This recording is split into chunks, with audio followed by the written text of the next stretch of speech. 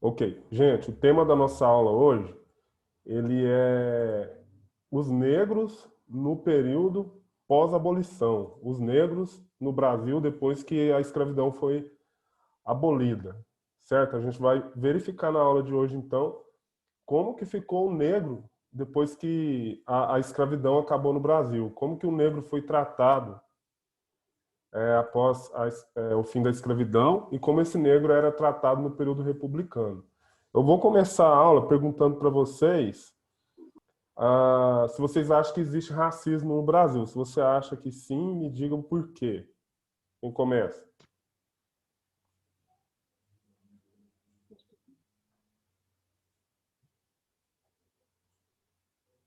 Vai ter que explicar o porquê, professor? Sim, Raquel e Monique, né? Quem tá falando é a Monique. Tá bom. Monique, você acha que existe racismo no Brasil? Acho que existe. Existe sim. Por Por quê? exemplo, Ah, e acontece um roubo e tá uma pessoa branca e uma pessoa negra, né? Quem uhum, vai ser acusada vai ser a negra. As pessoas olham com ela, não todas, né? Mas as que são racistas com um olhar diferente. As pessoas às vezes são chamadas de negras de uma maneira diferente, uma maneira racista, né? uhum. Uma maldosa. Aí eu não sei explicar assim exatamente, mas eu digo que tem, sim, ainda. Certo. Vocês concordam com ela, gente? Sim, Sim. Ok. Gustavo, você disse que sim, você quer comentar sobre? nunca discordei dela. Oi? Gustavo Souza, que respondeu sim ali, que eu vi foi um dos primeiros. Quer comentar, Gustavo? Você disse que sim, que existe racismo ainda. Você quer comentar? Sim, é igual ela falou, é desse jeito mesmo. Uhum. A Mariana também parece que disse sim. Quer comentar, Mariana? Não, ela Tá, já disse tudo. tá bom então. É, Gente, eu vou colocar aqui um videozinho para a gente refletir um pouquinho sobre essa questão do racismo no Brasil. Eu vou colocar aqui.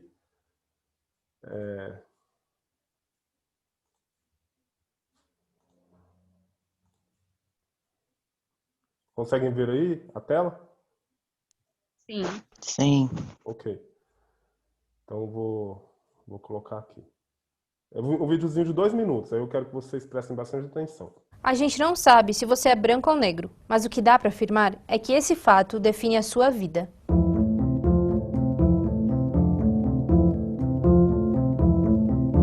A população negra compõe mais da metade dos brasileiros. Na teoria, significa que os índices deveriam ser divididos proporcionalmente entre negros e brancos. Mas na prática, isso está longe de acontecer. A educação é um bom exemplo disso. A chance de um negro ser analfabeto é 5 vezes maior que um branco.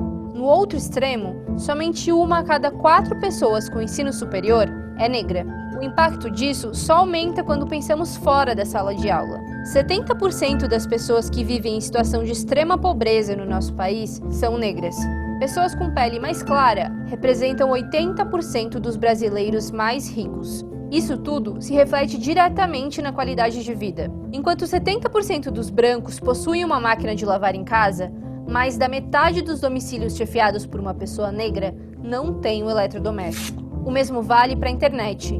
Mais de 50% dos negros não possuem nenhum tipo de acesso à rede. Essa proporção também aparece em quesitos ainda mais essenciais para a vida humana. Quase 40% dos negros que vivem em áreas urbanas não possuem esgoto encanado.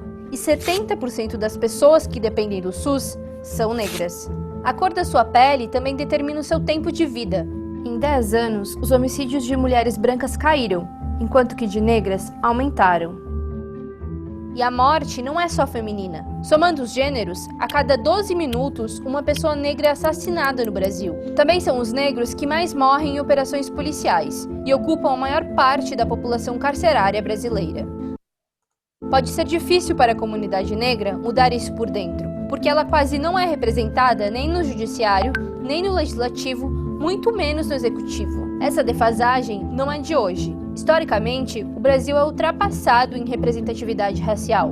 Ele foi o último país ocidental a abolir a escravidão. O Brasil é um país racista, e quem está dizendo isso não é a gente, é a ONU. E esse problema envolve tanto as esferas políticas que já citamos, como o nosso dia a dia. Precisamos debater o assunto e denunciar os preconceitos. Afinal, nossa vida não pode ser definida por apenas um conjunto de linhas. Beleza. O que chamou a atenção de vocês nesse vídeo?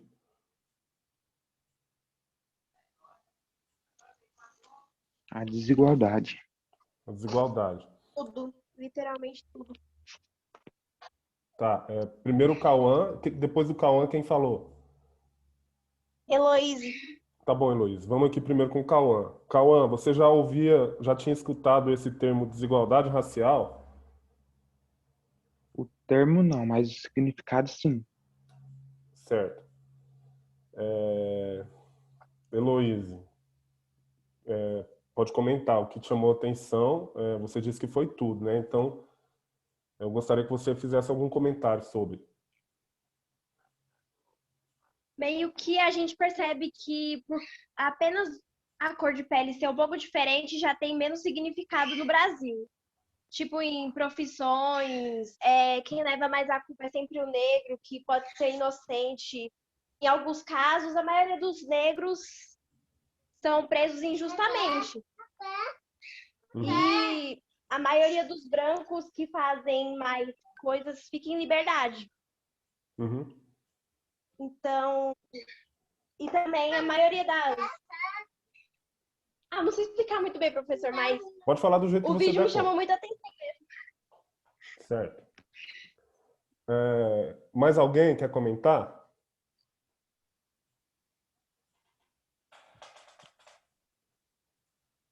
Não. Não? Beleza. Olha, gente, quando a gente vê um vídeo desse, a gente pode pensar assim, mas eu conheço pessoas que têm a pele clara que não são dessa forma, né? E isso é verdade.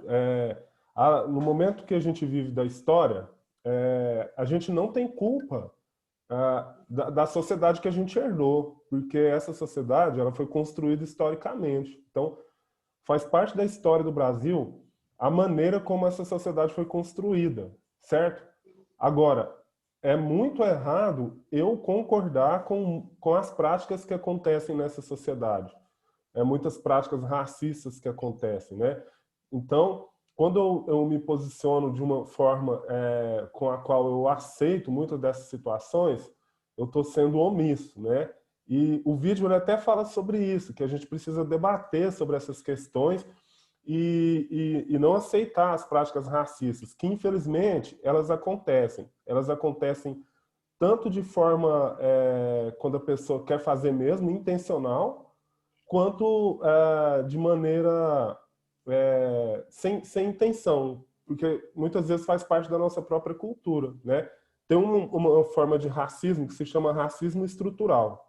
O racismo estrutural é a forma como a sociedade acabou sendo formada. Por exemplo, como eu falei para vocês, nessa aula hoje a gente vai falar sobre como ficou o negro depois da abolição, né? Esse negro, ele foi liberto e ele não foi preparado para viver a vida em liberdade. Ou seja, ele não teve, digamos, preparação escolar, ele não teve um bom emprego, né? Ele, infelizmente, foi livre quando acabou a escravidão, mas ficou do jeito que ele estava, sem saber ler, sem saber escrever, sem ter um bom emprego, sem ter dinheiro, né, para continuar a sua vida de forma livre. E aí, infelizmente, a vida dele, dos filhos, dos netos, ela vai ser uma vida ruim. E isso vai refletir na atualidade, né? A maioria da população negra tem mais dificuldade financeira, não é porque eles não têm capacidade, é porque lá no começo da história do Brasil houve a escravidão e esse pessoal, infelizmente, herdou muitas das coisas da época da escravidão ainda, né? Quem se lembra em que dia que a princesa Isabel assinou a Lei Áurea?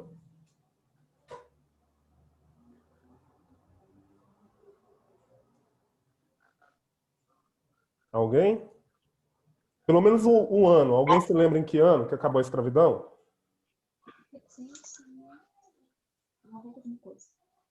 1888? Não Isso. sei. Foi no dia 13 de maio de 1888 que a princesa Isabel assinou a Lei Áurea.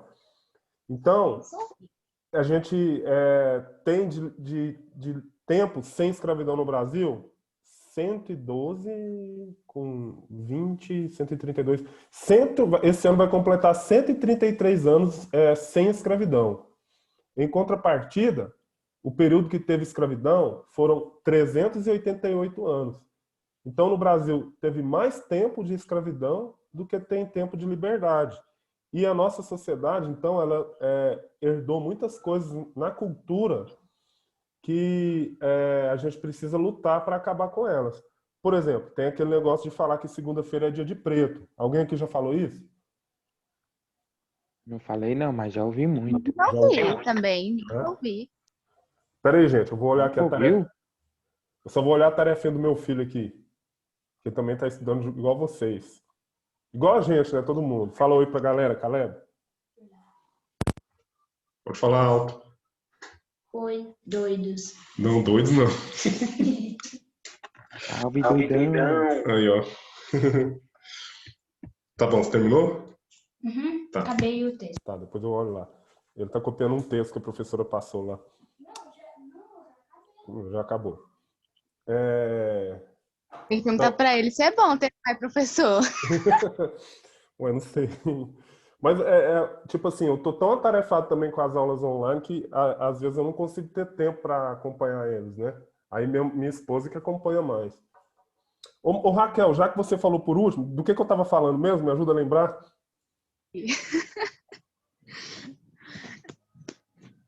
Você estava falando sobre uma expressão. Ah, é verdade. Que- Obrigado. Foi mesmo, que fala que segunda-feira é dia de preto, ou então tem umas que fala que preto quando não erra na entrada, erra na saída, né? Enfim, e um monte de piadinha que existe ainda na nossa sociedade, né? Então são coisas que, infelizmente, fazem parte dessa cultura nossa, né? E tem uma coisa pior, que é o racismo estrutural. Eu vou compartilhar com vocês aqui agora uma tela. E aí... peraí, deixa eu só fazer certo aqui, senão eu faço errado. Para a gente poder entender um pouquinho como foi todo esse processo aí da questão do fim da escravidão no Brasil. Vamos lá, um slidezinho aqui. Tá, então, como eu falei, o tema da nossa aula hoje é os negros no período pós-abolição. Quem se lembra quem foi a pessoa que assinou a Lei Áurea? A Lei Áurea foi a lei que acabou com a escravidão. É a rainha Elizabeth. Não, a princesa... Isabel. Isso, princesa Isabel. Eu já ia dar uma dica, eu ia falar, princesa começa com Isa e termina com Bel. Ai, ótima dica. Né? Nossa, maravilhosa. Então, a princesa Isabel foi alguém que assinou a Lei Áurea. Aí, a gente tem várias pessoas que são consideradas como heróis da luta contra a escravidão. São considerados heróis do movimento abolicionista, o movimento que lutava contra o fim da escravidão. Uma delas é a princesa Isabel. Aí a gente tem esses outros 4 que eu coloquei aqui, que é o Joaquim Nabuco, um homem branco, mas que lutava contra a escravidão. O José do Patrocínio, que é um negro que já era livre, né? O Castro Alves, que era um poeta. O André Rebouças, que também é um negro e que era livre também na época, que era engenheiro, tinha estudado, né? Assim como o José do Patrocínio. Essas pessoas aqui, elas ficaram muito famosas na época aí do fim da escravidão, na luta contra a escravidão. Mas muitas pessoas, inclusive a galera, o pessoal de pele escura, não conhece as pessoas negras que lutaram mesmo contra o fim da escravidão. E essa questão da escravidão, a luta contra ela, é uma luta antiga. Ela não foi só do século XIX. Ela começou desde que surgiu a escravidão, né? Desde que o cara era capturado na África, ele já lutava para se libertar. E durante toda a história do Brasil, os negros resistiam. Como que eles resistiam? Muitos se suicidavam, praticavam aborto para o filho não nascer escravo, se revoltava contra o dono, matava o dono, destruía a plantação do dono, destruía o engenho. Criaram a capoeira, que era uma expressão artística que também era usada para resistir à escravidão. Tinha um negócio chamado banzo. Já ouviram falar do banzo? Não. Tá, o que era o banzo? O banzo era se entregar ao sentimento de tristeza profunda, a depressão. Eles ficavam sentindo muita saudade de sua terra natal, né, onde eles haviam sido capturados, vendidos, e aí eles começavam a se entregar a esse sentimento. Então, logo eles ficavam tão deprimidos que acabavam morrendo de depressão. Esse sentimento ficou conhecido como banzo, né? E uma dessas formas de luta era a fuga. Tem um microfone aberto. Era a luta, a fuga, ou melhor. Muitos escravos fugiam. E aí, nesse contexto, ficou muito famosa as figuras do Zumbi e da Dandara. Todo mundo aqui já ouviu falar do Zumbi e da Dandara?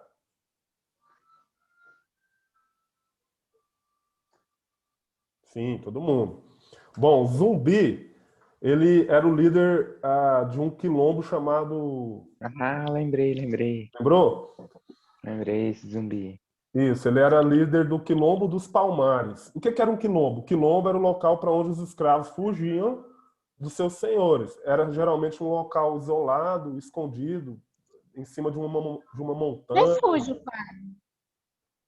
Oi? Quase um refúgio, como se fosse. Justamente, um refúgio. Era como se fosse uma fortaleza, porque era em cima de uma montanha ou dentro de uma floresta, né? De difícil acesso, inclusive. E era um local também, digamos, misterioso, escondido, né? Que ninguém sabia, só os negros mesmo, as pessoas que montavam o quilombo, que ia passando a informação para quem queria fugir, né? Então, dentro do Quilombo dos Palmares, a gente tem duas figuras importantes, o Zumbi e a Dandara, né? O Zumbi, inclusive, foi rei na África, né? E aqui no Brasil ele se tornou escravo. Aqui tem uma foto atual do Quilombo dos Palmares, né? Vamos ver a localização do Quilombo. O Quilombo dos Palmares estava em Alagoas, na fronteira de Alagoas com o Pernambuco.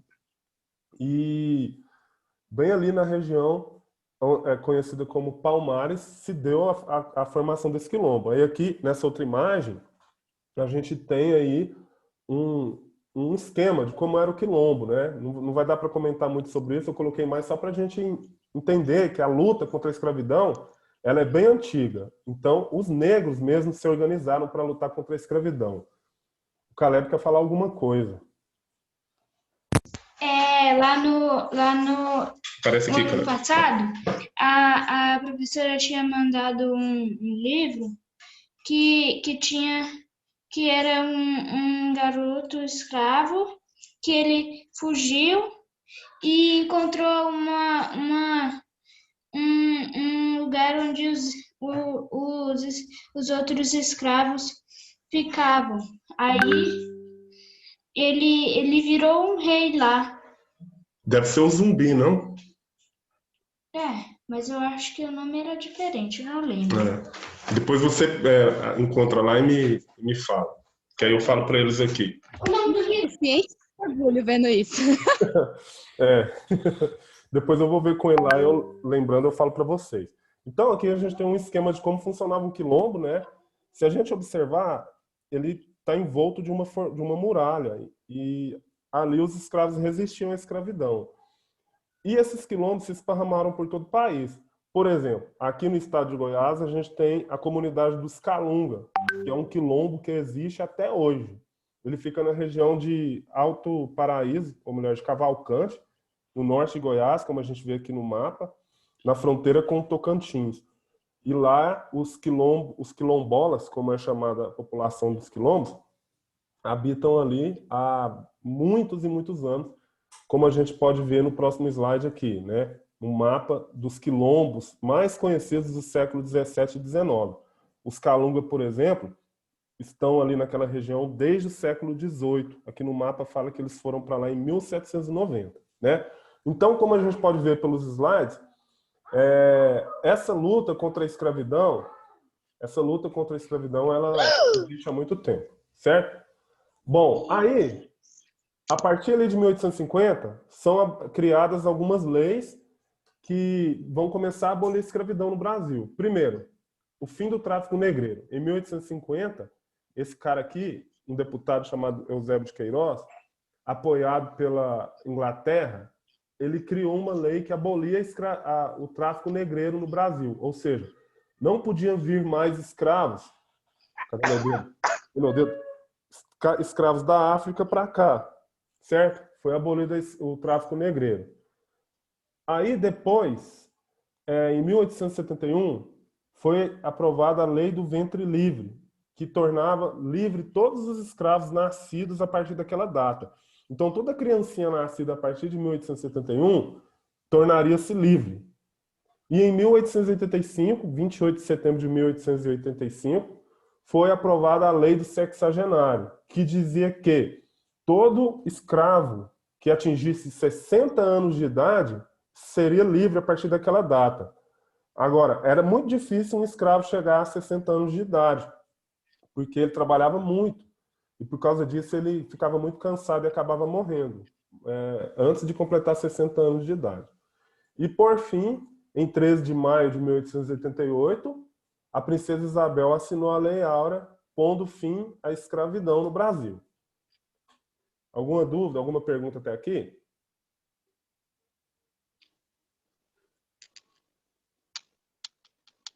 Não, então vamos lá.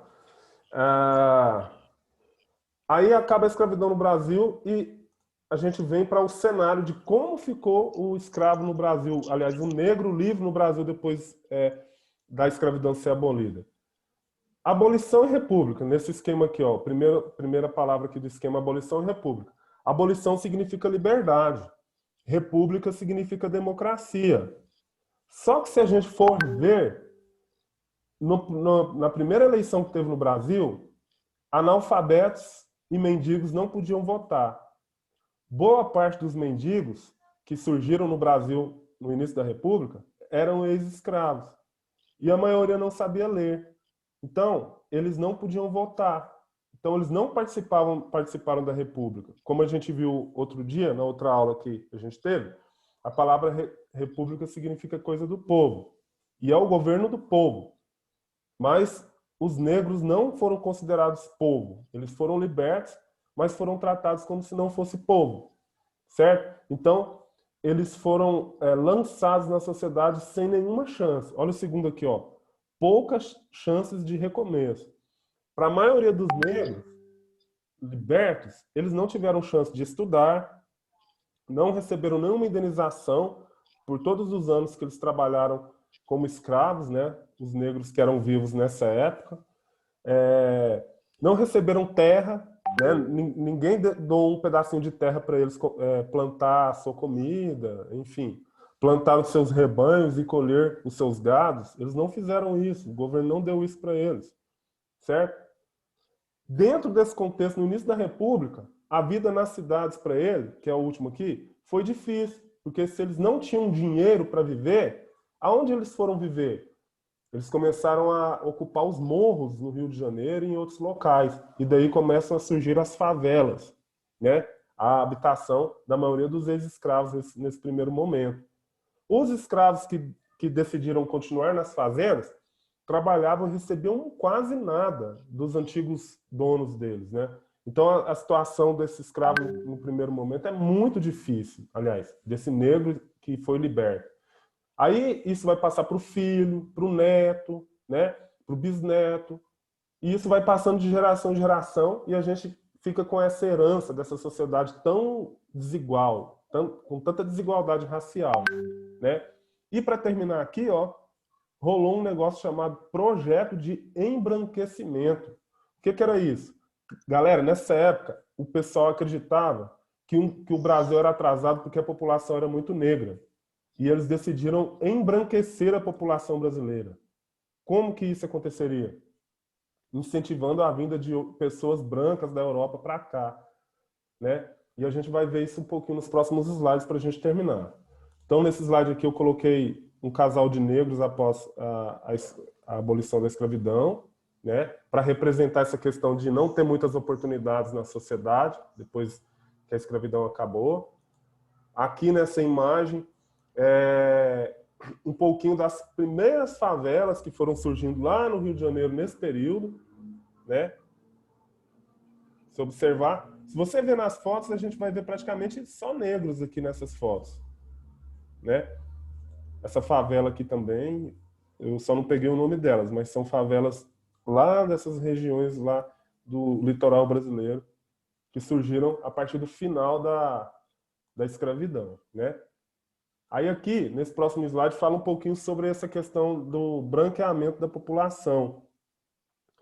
Número 1, foram proibidas ou dificultadas a imigração de outros povos, raças ou etnias que não a branca europeia. Então, quando acabou a escravidão, os cientistas da época pensavam, quanto mais clara for a pele do ser humano, mais chance essa população do país tem de se desenvolver. Então, os cientistas brasileiros pensaram, e o próprio governo brasileiro pensou, a gente precisa branquear a população brasileira, porque senão a gente não vai alcançar o progresso. E assim começaram a fazer, proibir a entrada de negros no Brasil, a imigração negra caiu muito, e começaram a trazer alemão, italiano, né, para trabalhar nas lavouras de café, e dessa forma a população brasileira, com o passar dos anos, se tornaria mestiça até caminhar para ser uma população de pele mais clara, certo? O cara que elaborou essa teoria é esse cara aqui, ó, o Francis Galton. E essa teoria do branqueamento da população é conhecida como eugenia, certo? Então, essa população negra no Brasil, ela enfrentou muitas dificuldades nessa primeira fase da história. Mas eles não desistiram de lutar. A gente vai ver na próxima aula o exemplo de um movimento chamado Revolta da Chibata. Tá bem aqui nesse slide, tem um navio falando sobre isso.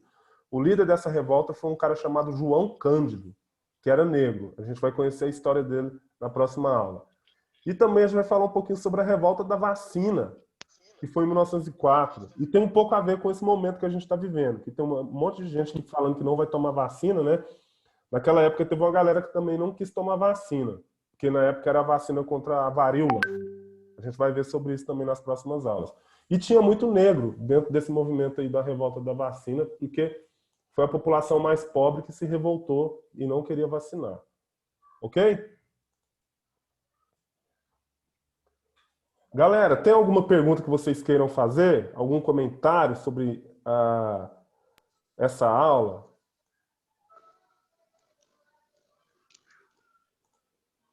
Ficou claro o que eu quis explicar para vocês? Pode perguntar.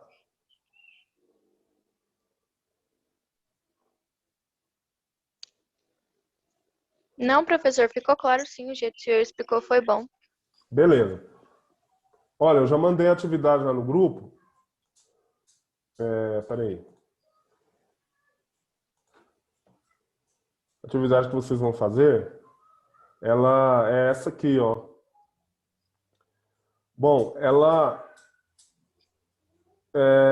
fala sobre essa questão do negro no período republicano. Depois que vocês forem ler o texto, vocês vão entender mais ainda sobre esse assunto, né? Porque a aula foi baseada nesse texto aqui. E aí são 5 questões. São 7 questões. 7. Só pergunta e resposta, tá? O texto você lê para você melhorar o seu conhecimento sobre essa aula, mas aqui é só pergunta e resposta que é para copiar, ok? Meu Deus. Jasmine, para de reclamar. Isso tudo, professor? Não, não. Você viu lá que é só 7 perguntas? Não é para você copiar o texto, não, menina. Eu vi, cara. Muita pergunta. Não, não é não. Tá, eu vou facilitar para Professor. vocês. Pode só copiar a pergunta, pode só colocar a resposta. Não precisa de copiar a pergunta, não. Melhorou? Aí, valeu. Aí, ó, você é demais, professor. Tá, alguém estava me chamando. Quem foi? Não, professor, era pra falar isso mesmo. Tá, beleza. Então, põe só a resposta para mim, tá? Então, beleza, galera. Muito obrigado. Agora é a hora da gente tirar uma foto. Se você quiser abrir sua câmera, agora é o momento. Você pode passar seu perfume, pode fazer sua maquiagem. Eu tô aqui pra ver. Cadê? Aparece? Olha a Raquel e a Monique. Ê! Oi, professor. Elas são gêmeas. Olha a Amanda. A gêmea. Nossa, Amanda Gabriele. Tinha muito tempo que eu não a via. Olha a Giovana Braga. Eu já te dei aula, Giovana. Só esse ano. Tá. Então vamos lá. Primeiro, vou fazer um print nessa aqui e vou trocar aqui minha imagem para fazer do restante, se a galera não tiver ido embora. Vamos lá, sorriam. Tá. Vamos para a próxima. Sorriam de novo. Muito bom, muito bom. Galera, um forte abraço para vocês. Agora é hora de todo mundo dizer tchau ao mesmo tempo. 1, 2, 3 e tchau! Tchau. Tchau.